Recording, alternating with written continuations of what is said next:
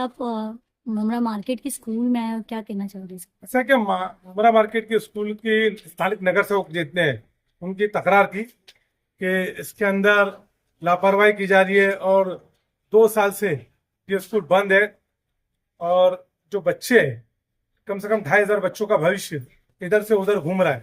कई बच्चे दूसरी जगह पे जमीन पे बैठ रहे हैं, कई बच्चे अपने स्कूल छुड़ा चुके हैं, तो उनके भविष्य का सवाल था। दूसरी बात, जो काम है वो काफी धीमी गति से किया जा रहा है, लेकिन मेरे को संबंधित अधिकारियों ने बोला कि टेंडर मिले हुए 6 महीना हुआ है। रवि एलर्ट करके कोई कंपनी है, वो काम कर रही है, 370 लाख रुपए का एक टेंडर है। तो मैंने आज इनका प्रैक्टिकल दौरा किया हूँ, इसके ऊपर क्या हो रहा है विद इन 2 दिन के अंदर मैं खुद डीपली देखूंगा और ये तुरंत काम होना चाहिए और उस पर क्या करना चाहिए और उस पर कौन लापरवाही कर रहा है और जल्द से जल्द कैसे शाला को दिया जाए बन के, इसके ऊपर मैं 2 दिन के अंदर महापालिका के अधिकारियों के साथ, स्थानिक नगर सेवकों के साथ बैठ के निर्णय लूंगा।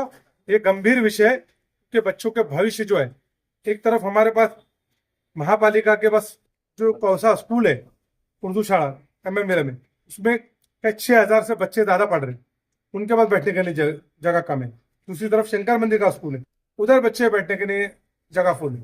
इसमें उसी मामले में यह स्कूल का बंद होना और 2,500 बच्चे का भविष्य खतरे में, स्थानिक नगर सेवकों का भरपूर आरोप था। तो ये पानी दौरा किया है, ये वीक के अंदर मैं इसकी डिटेल निकाल के क्या करना चाहिए, किसके ऊपर क्या गलती है, किसका क्या करना है और अधिकारी को और प्रशासन को जिन्होंने टेंडर लिया है इसको कब देना चाहिए, ये ठोस निर्णय के ऊपर बैठ के पूरी तरीके से बात करूँ। शानू भाई, जिस तरह यहाँ पे काम देखा गया है अब, तो ये ऐसा नहीं लगता है कि अगले महीने तक हो जाएगा? जून से तो स्कूलें चालू हो जाएगी, जितना इतना मैंने काम बोला है। ये सारी चीजें मैंने ले लिया हूँ, ये वीक के अंदर मैं इसके ऊपर पूरा पढ़ता हूँ, क्या टेंडर की गाइडलाइन है, क्या करने दिया है, कैसा होगा, बच्चे किधर है, स्थानिक नगर सेवक से चर्चा करके 1 वीक के अंदर इसके ऊपर बोलूंगा। बिना डिटेल निकाले और बिना अभ्यास करे किसी के ऊपर आरोप लगाना अच्छी बात नहीं है। पहले ये सब चीजों का जो हमारे जो स्थानिक कॉर्पोरेटर की कंप्लेंट है वो हम अधिकारी के साथ बैठते, क्या निर्णय हो सकते हैं अगले वीक स्कूल के अंदर मैं फिर आऊँ। आता आम्ही आलो तर शानूभाईंनी आम्हाला इथे घेऊन आले आणि बोलले आपण पाहणी दौरा करूया। आम्ही कंप्लेंट केली होती कारण 2दा महासभेमध्ये मी हा मुद्दा उचलला होता शाळेचा।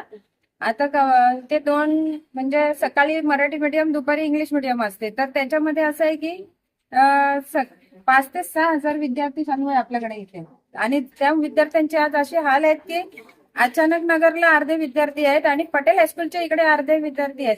तर तिथे आहे ना एका खोलीमध्ये, एका रूम मध्ये 3 वर्ग चालतात आणि खालती आहे ना जमिनीवर विद्यार्थी बसतायत आणि ह्यांचं काम चालू आहे। 2 वर्ष झाले ह्यांचा विद्यार्थ्यांना शिफ्ट केलं। आता ठीक आहे, हे म्हणतायत की 6 महिन्यापासून शानूभाईला बोलले, आता शानूभाई त्याची पाहणी करतील तेव्हा होईल ते वेगळं, पण मला हे असं बोलणं आहे, हा जो कॉन्ट्रॅक्टर आहे त्यांनी एवढा 6 महिने त्यांचं चाललंय, तर 6 महिन्यामध्ये केलं काय? बोलतोय आम्ही इलेक्शनच्या वेळेस काम बंद ठेवलं। हे तुम्ही काय बंद ठेवलं? मग चालू ठेवायचं होतं थोडंफार काम। तुम्हाला खालती वर्ग दिले होते तर वरच्या वर्गाची कामं चालू ठेवायचे होते, का बंद ठेवलं? मग या कॉन्ट्रॅक्टरचं त्यांनी घेतलंय कॉन्ट्रॅक्ट, त्याची इन्क्वायरी लावायला पाहिजे ना।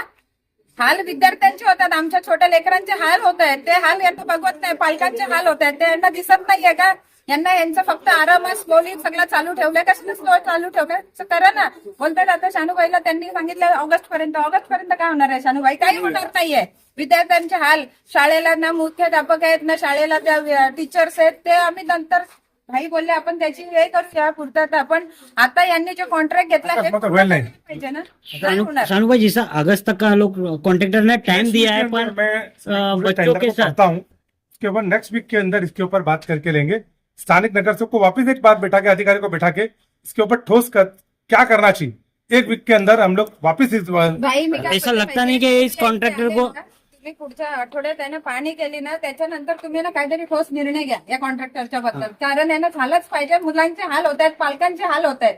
आता मागे आहे ना अचानक नगरला मुलं जात आहेत, बरोबर, त्यांना उशीर होईल शाळेला म्हणून बसमध्ये चढत होते, मी ती मुलं पण उभी करू शकते। बसमध्ये चढता चढता मुलं पडली, ऍक्सिडेंट होताना त्यांना नॉर्मल लागलं, पण शेवटी लागलं ना त्यांना। उद्या काय मोठी हानी झाली असती तर काय भरून देणार आहेत त्या कॉन्ट्रॅक्टर? म्हणून लवकरात लवकर काहीतरी एक वीक के अंदर इसके ऊपर हम लोग पढ़ के फिर एक बार मांगे। चलो।